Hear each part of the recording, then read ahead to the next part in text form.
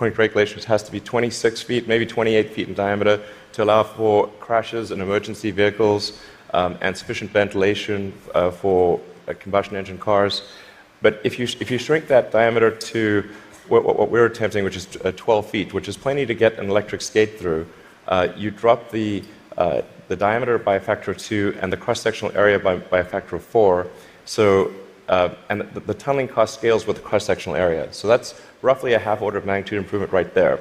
Then tunneling machines currently tunnel for half the time, then they stop, and then the rest of the time is putting in reinforcements for the tunnel wall. So if you design the machine instead to do continuous tunneling and reinforcing, that'll give you a factor of 2 improvement. Combine that and it's a factor of 8. Also, these machines are far from being at their power or thermal limit. So you can jack up the power to the machine substantially. I think you can get at least a factor of 2, maybe a factor of 4 or 5 improvements on top of that. So I think there's a fairly straightforward series of steps to get somewhere in excess of an order of magnitude improvement in the cost per mile. Our target actually is, we've got a pet snail called Gary. This is from Gary the snail from South Park. I mean, sorry, SpongeBob SquarePants. So Gary is capable currently he's capable of going 14 times faster than a tunnel boring machine. Okay. You want to beat Gary? We want to beat Gary. Yeah. He's not a patient little fellow, and we want that will be victory. Victory is beating the snail. But a lot of people dreaming about future cities, they imagine that actually the solution is sort of flying cars, drones, etc. You go above ground. Why isn't that a better solution? You save all that tunneling cost. Right. I'm in favor of flying things. Obviously, I do rockets, so I like things that fly. This is not some inherent bias against flying things, but there is a challenge with flying cars in that they'll be quite noisy.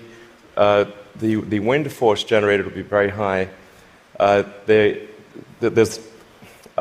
just say that if something's flying over your head, if there are a whole bunch of flying cars going all over the place, that is not an anxiety-reducing situation. You don't think to yourself, well, I feel better about today. You're thinking, like, did they service their hubcap? Or is it going to come off and guillotine me as they're flying past? And so you've got this vision then, future cities with these rich 3D networks of tunnels underneath. Is there a tie-in here with Hyperloop? Could you apply these tunnels to use for this Hyperloop idea you released a few years ago? Yeah, so we've been sort of puttering around with the Hyperloop stuff for a while. We built a Hyperloop test track adjacent to SpaceX just for a student competition to encourage innovative ideas in transport. It actually ends up being the biggest vacuum chamber in the world after the Large Hadron Collider by volume. So it was sort of quite fun to do that, but it was kind of a hobby thing. And then we think we might. So we developed a little pusher car to push the student pods, but we're going to try seeing how fast we can make.